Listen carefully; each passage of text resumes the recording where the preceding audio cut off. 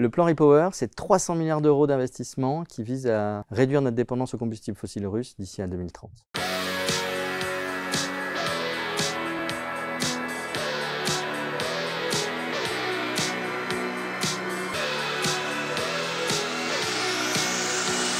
On peut regarder le plan REPower sur 3 pas de temps. Un premier pas de temps tout de suite, entre 2023 et 2025, qui vise plutôt une diversification des fournisseurs de gaz, l'investissement sur des gazoducs, la prolongation de l'utilisation du charbon sur certaines activités.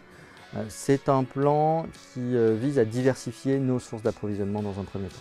Dans un second temps, à moyen terme, on est vraiment sur de l'investissement sur du renouvelable, avec le déploiement de pompes à chaleur, l'objectif de 10 millions de pompes à chaleur déployées d'ici 5 ans en Europe, le développement de la biomasse et également de l'investissement sur d'autres capacités de production renouvelable supplémentaires. Enfin, dans un troisième temps, on va parler d'hydrogène avec l'objectif de 20 milliards de tonnes d'hydrogène produits, pour partie en Europe et pour partie importée.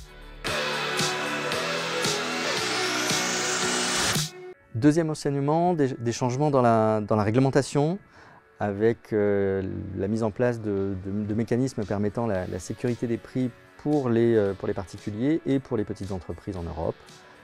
Et également un renforcement des obligations en termes de stockage, avec l'obligation pour tous les pays européens d'avoir 90% de leurs réserves de gaz prêtes à partir du 1er octobre avant l'hiver.